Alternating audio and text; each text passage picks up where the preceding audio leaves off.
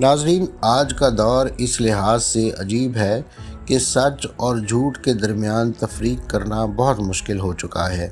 حق باطل کا روپ اختیار کر چکا ہے اور باطل حق کا۔ مثال کے طور پر داعش ہی کا معاملہ لیجئے۔ اس کا بانی اردنی جنگجو ابو مصعب زرقاوی تھا۔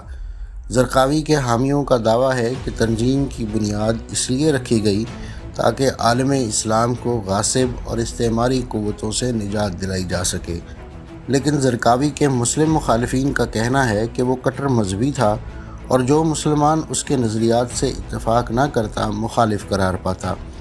بعض کہتے ہیں کہ وہ امریکہ اور اسرائیل کا ایجنٹ بن گیا اور اس نے عالم اسلام میں نیا فتنہ کھڑا کر کے انتشار برپا کیا۔ کچھ مغربی ماہرین کا یہ بھی دعویٰ ہے کہ امریکہ نے اسے دانستہ پالا پوسا تاکہ وہ مشرق وسطیٰ میں اپنی جنگیں جاری رکھ کر اپنا اسلحہ بیچ سکے۔ ناظرین، حقیقت جو بھی ہو، مگر 1999 میں داعش کی بنیاد رکھتے ہوئے یقیناً زرقاوی کے وہم و گمان میں بھی نہ تھا کہ یہ تنظیم محض 15 برس بعد انسانی تاریخ کی امیر ترین اور طاقتور جنگجو تنظیم بن جائے گی۔ حشیشن سے لے کر القاعدہ تک اسلامی تاریخ میں ایسی کوئی جنگجو تنظیم نہیں تھی جو روزانہ کروڑوں روپے کماتی ہو اور جس کے زیر اقتدار علاقوں میں 1 کروڑ سے زائد افراد آباد ہوں۔ ابو مصعب زرقاوی کی قائم کردہ تنظیم اب خود کو دولت اسلامیہ فی عراق و شام کہلواتی ہے، تاہم داعش یا اسلامی ریاست اس کے معروف عوامی نام ہیں۔ چونکہ اس خود ساختہ ریاست کو دنیا کے کسی ملک نے تسلیم نہیں کیا، اسی لیے اسے تنظیم ہی کی حیثیت سے جانا جاتا ہے۔ آج عراق اور شام کا تقریباً 81,000 مربع میل علاقہ داعش کے قبضے میں ہے۔ اس علاقے میں 1 کروڑ مسلمان آباد ہیں اور ان میں اکثریت سنی مسلمانوں کی ہے۔ یہ سنی قبائل ہی ہیں جن کی مدد سے داعش نے دونوں مسلم ممالک کے وسیع علاقوں پر قبضہ کیا تھا۔ اس نام نہاد ریاست کا امیر ایک عراقی جنگجو ابو بکر بغدادی ہے۔ وہ نائبین، مجلس شورا اور گورنروں کی مدد سے نظام حکومت چلا رہا ہے۔ ارکان مجلس شورا ریاست میں مذہبی معاملات کے بھی نگران ہیں۔ دلچسپ بات یہ ہے کہ داعش کی حکومت کا ڈھانچہ 2 طاقتوں پر مشتمل ہے۔ اس کی انتظامی مشینری مرحوم عراقی صدر صدام حسین کے سیکولر ساتھیوں کے ہاتھوں میں ہے، جبکہ میدان جنگ میں القاعدہ کے سابق کٹر مذہبی رہنما سرگرم عمل ہیں۔ بہرحال بہترین انتظامی صلاحیتوں اور تجربے کار عسکری قوت کے ملاپ ہی نے داعش کو ایک طاقتور تنظیم کا روپ دیا ہے۔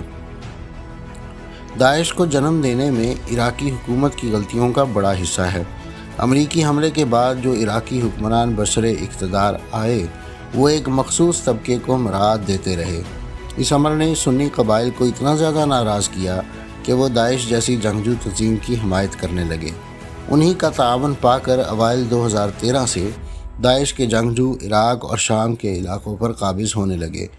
اس دوران داعش نے ایسی سرگرمیاں بھی انجام دیں جنہیں علماء کرام کی اکثریت غیر اسلامی قرار دے چکی ہے۔ مثال کے طور پر نہتے مسلم اور غیر مسلم شہریوں کا قتل، غیر مسلم خواتین کو زبردستی ملازم یا لونڈی بنا کے رکھنا، قیدیوں کو زندہ جلانا اور جرائم کی خرید و فروخت۔ ان سرگرمیوں سے دراصل اپنے زیر اقتدار علاقوں میں خوف اور دہشت کا ماحول پیدا کرنا مقصد تھا۔ اسی لیے اب 1 کروڑ باشندے بلا چوں چراں داعش حکومت کا ہر حکم مانتے ہیں۔ داعش کی فوج تقریباً 1 لاکھ فوجیوں پر مشتمل ہے۔ ان میں سے چند ہزار ہی داعش کے نظریات سے متاثر ہو کر اس میں شامل ہوئے۔ بقیہ کرائے کے فوجی ہیں جنہیں ہر ماہ 50,000 سے 1.25 روپے تک بلحاظ عہدہ تنخواہ ملتی ہے۔ کرائے کی اتنی بڑی فوج کھڑی کرنے کے باعث ہی داعش کئی ہزار مربع میل علاقے پر قبضہ کر سکی ہے۔ شروع میں مشرق وسطیٰ کے مخیر لوگ داعش کی مالی مدد کرتے رہے جو اس سے نظریاتی وابستگی رکھتے تھے، مگر جب داعش نے شہروں اور قصبوں میں قدم جما لیے تو وہاں اس کے جنگجو گنڈے آن بیٹھے جو مخالفین کو اغوا کر کے بھاری رقم بطور تاوان وصول کرتے، تاجروں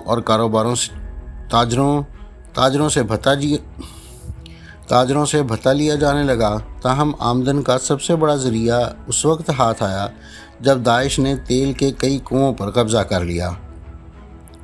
اس وقت شام اور عراق میں تیل کے بعض بڑے کنویں بھی داعش کی ملکیت ہیں، اور ان سے نکلنے والا تیل مختلف ممالک کی طرف اسمگل ہوتا ہے، حتیٰ کہ داعش کے مخالفین مثلاً کرد اور دیگر جنگجو تنظیمیں بھی ان سے تیل خریدنے پر مجبور ہیں۔ خیال رہے کہ تیل کی فروخت سے داعش روزانہ 1.5 تا 2 کروڑ روپے کماتی ہے۔ جب امریکہ، برطانیہ، فرانس وغیرہ داعش کی تنصیبات پر فضائی حملے کرنے لگے تو انہوں نے تیل کے کنوؤں پر بمباری کرنے سے پرہیز کیا۔ یہی وجہ ہے کہ آئل ریفائنریوں میں شہری کام کرتے ہیں، اور شہریوں کو ڈھال بنا کر داعش تیل کی اپنی تنصیبات محفوظ کرنے میں کامیاب رہی۔ تاہم فرانسیسی طیاروں نے داعش کی ملکیت تیل کے کنوؤں پر بمباری کی اور انہیں سخت نقصان پہنچایا۔ اس سے ان کنوؤں پر کام رکا اور مالی آمدن کم ہوئی۔ تاہم فوجیوں کو تنخواہیں دینا بھی لازمی تھیں، اور اسی طرح نیا اسلحہ خریدنا بھی ضروری تھا۔ مگر مالی بحران کا نشانہ بن کر داعش کی قیادت شدید طیش میں آ گئی، اور اس نے پھر یورپ میں بیٹھے اپنے حمایتی جنگجوؤں کو حکم دیا کہ جس طرح فرانس نے ہمارے شہریوں کو نشانہ بنایا، اس طرح وہ بھی حملہ کر کے فرانسیسی شہریوں کو نشانہ بنائے۔ چنانچہ پیرس پر ایک بڑا حملہ کرتے ہوئے 129 شہریوں کو قتل کیا گیا۔ اگرچہ تیل کے کنویں بند ہونے سے داعش کو مالی مشکلات کا سامنا کرنا پڑا، تاہم دیگر ذرائع سے انہیں اتنی رقم ضرور ملتی رہی کہ وہ سروائیو کر سکیں۔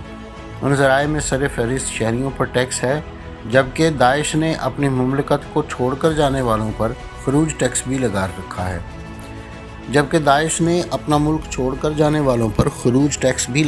ہے۔ دراصل انہیں خطرہ ہے کہ خوف کا شکار شہری اسلامی ریاست کو چھوڑ جائیں گے، لہٰذا انہیں جانے سے باز رکھنے کی خاطر خروج ٹیکس لگایا گیا ہے۔ اب اسلامی ریاست سے باہر جانے والے ہر بچے یا بڑے کو تقریباً 1 لاکھ روپے دینے پڑتے ہیں۔ داعش قائدین نے اعلان کیا تھا کہ وہ خلفائے راشدین کی طرز پر فلاحی مملکت قائم کریں گے، جہاں غریبوں اور ضرورت مندوں کو تمام سہولیات میسر ہوں گی، لیکن یہ تنظیم اپنے ملک میں خوف و دہشت پھیلانے کے علاوہ کوئی ٹھوس تعمیری کام نہیں کر سکی۔ شام اور عراق کے آثار قدیمہ سے ملنے والے قیمتی نوادرات کی فروخت بھی داعش کے لیے آمدن کا بڑا ذریعہ ہے۔ یہ بیش قیمت نوادرات بلیک مارکیٹنگ کے ذریعے دنیا بھر میں بیچے جاتے ہیں، اور آثار قدیمہ اکٹھے کرنے کے شوقین ان نوادرات کو کروڑوں روپے میں خریدتے ہیں۔ داعش منشیات کے کاروبار سے بھی بھاری رقم کماتی ہے۔ تھائی لینڈ اور افغانستان سے آنے والی ہیروئن جب اسلامی ریاست سے گزرے تو اسمگلر اپنا مال محفوظ رکھنے کے لیے داعش کو منہ مانگی رقم بطور بھتہ دیتے ہیں۔ ماہرین کا کہنا ہے کہ آمدن کے مختلف ذرائع سے فائدہ اٹھا کر داعش پچھلے 3 سال میں کم از کم $2 ارب کا سرمایہ جمع کر چکی ہے۔ یہ عمل اسے دنیا کی امیر ترین جنگجو تنظیم بناتا ہے، اور اس سے یہ بھی پتہ چلتا ہے کہ اگر آج داعش کے تمام ذرائع آمدن ختم ہو جائیں تب بھی وہ 5-6 ماہ بھرپور مقابلہ کرنے کی اہمیت رکھتی ہے۔ 2 ماہ پہلے تک داعش کی توجہ اپنی خلافت کو مستحکم کرنے پر مرکوز تھی، وہ القاعدہ کی مانند مختلف ممالک میں بم دھماکے کرنے کی قائل نہ تھی۔ داعش کے قائدین کا خیال تھا کہ یوں تنظیم کئی ممالک کو اپنا دشمن بنا لے گی، لیکن داعش کی جانب سے روسی مسافر بردار طیارے پر حملہ، بیروت میں بم دھماکے اور پیرس حملے سے پتہ چلتا ہے کہ تنظیم کی اسٹریٹجی تبدیل ہو چکی ہے۔ ماہرین کا خیال ہے کہ اتحادی طیاروں کی بمباری نے نہ صرف داعش کا بھاری اسلحہ تباہ کیا بلکہ تیل کے کنوؤں کو بھی تباہ کیا، جو اس کے لیے آمدن کا ذریعہ تھے۔ بھاری اسلحے اور ذرائع آمدن سے ہاتھ دھونے پر قائدین داعش شدید طیش میں آ گئے اور انہوں نے اپنی اسٹریٹجی چینج کی۔ داعش کی فوج میں 5 سے 6 ہزار فوجی غیر ملکی ہیں، اور یہ یورپی، ایشیائی اور افریقی ممالک سے آ کر تنظیم میں شامل ہوئے ہیں۔ اب داعش کی لیڈرشپ دنیا بھر میں پھیلے ہمدردوں کو کہہ رہی ہے کہ وہ اپنے ملک میں ہی رہیں، اور انہیں مناسب موقع پر عمل کرنے کا اشارہ دیا جائے گا۔ گویا اب یہ خطرہ ہے کہ کئی ملکوں میں داعش کے سلیپنگ سیل بن جائیں گے۔ لبنان اور فرانس میں حملوں سے پتہ چلتا ہے کہ داعش کئی ممالک میں اپنا جال بچھا چکی ہے، اور وہاں اس کے خاموش ہمدرد موجود ہیں۔ داعش جب چاہے ان کے ذریعے قتل و غارت کرا سکتی ہے۔